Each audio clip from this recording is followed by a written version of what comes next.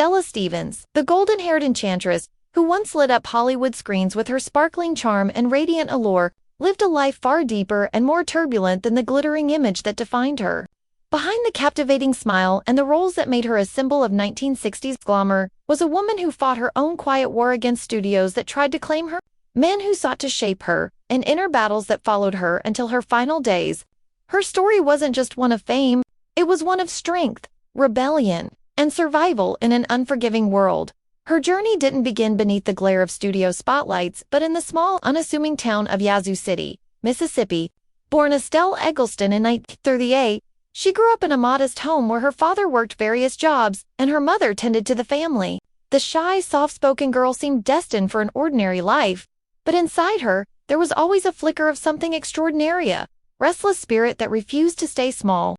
Even when the world around her offered little room for big dreams, she quietly nurtured her own. That spark, however, came with growing pains. At just 16, Estelle found herself pregnant and soon married to a young electrician named Noble Herman Stevens. Their son Andrew was born not long after.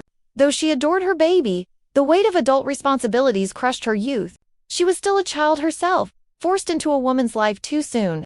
Within 3 years, the marriage unraveled, leaving her a single mother struggling to provide.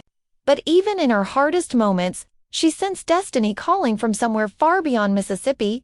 Her escape came through education and ambition. At Memphis State University, she studied drama and threw herself into acting, discovering the confidence she'd never known before. There, Estelle became Stella Stevens, a name as luminous as she hoped her future would be.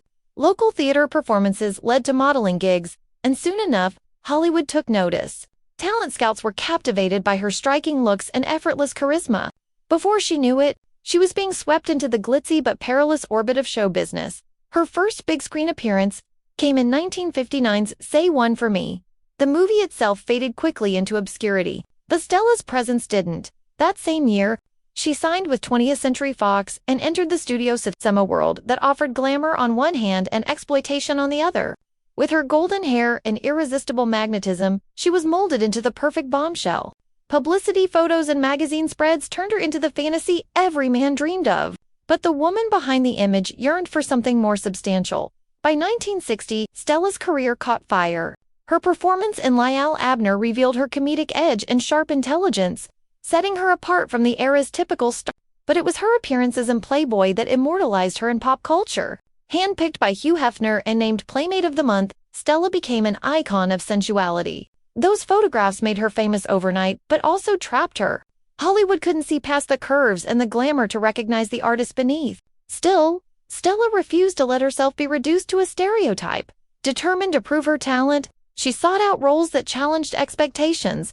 Her turn in The Nutty Professor opposite Jerry Lewis was a revelation, funny, warm, and full of heart. She showed the world that she could play more than the seductive beauty. She could play human. Then came roles in Girls. Girls! With Elvis Presley and The Courtship of Eddie's Father, each one solidifying her as one of the most magnetic women in Hollywood. But fame, as always, carried a heavy cost. The studios tried to control her every move. Her roles, her wardrobe, even her private life. Stella's independent nature clashed with their demands. She fought back, walking away from contracts that insulted her integrity, and speaking out against an industry that often treated women as property.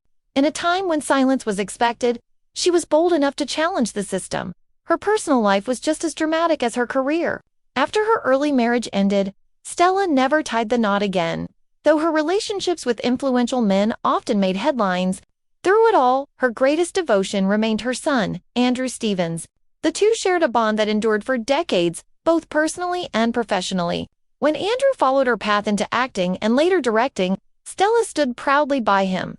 Their connection, one of her life's most enduring loves. The 1970s marked her defining cinematic moment. Cast as Linda Rogo in the Poseidon adventure, Stella played a brassy ex-prostitute whose courage and vulnerability made her unforgettable. The film became a massive success, and her performance turned her into a legend. Yet, even with her triumph, Hollywood's affection was fleeting. As she aged, the industry that had once celebrated her youth began to turn its gaze elsewhere, never one to fade quietly. Stella reinvented herself once again. She became one of the few women in Hollywood to move behind the camera, producing and directing her own films. She even founded her own production company, an audacious step in an era when female filmmakers were nearly unheard of. Though her projects rarely achieved blockbuster fame, they reflected her fierce independence and creative spirit. By the 1980s and 1990s, she transitioned gracefully into television, appearing in series like Flamingo Road and Santa Barbara.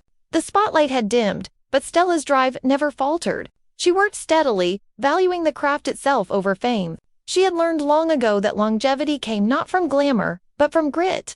Time, however, is an unforgiving companion. In the 2000s, Stella's health declined as she battled Alzheimer's disease. Away from the limelight, she lived quietly, cared for by loved ones. For years, the woman who once commanded the screen disappeared from public view. Yet even in her absence, her legend lingered, a bittersweet echo of Hollywood's golden age. On February 17, 2023, Stella Stevens passed away at 80. The tributes poured in, remembering her beauty, her humor, and her courage. But those who knew her best remembered something more profound: a woman who defied an industry that tried to confine her, who raised her son with unbreakable love, and who never stopped fighting to be seen as more than a pretty face. Before her illness took hold, Stella once said that she didn't want to be remembered for her photos, but for her performances, for the laughter, the strength, and the stories she brought to life. In that wish, she succeeded. From Estelle Eggleston, the shy girl from Mississippi, to Stella Stevens, the Hollywood icon who blazed her own trail, her journey was one of courage and defiance. Her legacy still shines, not just in her films or the images that made her famous, but in the enduring power of a woman who refused to let anyone else define her. Thank you for watching. If Stella's story inspired you, make sure to hit that like button, share your thoughts in the comments, and subscribe for more incredible Hollywood stories just like this one.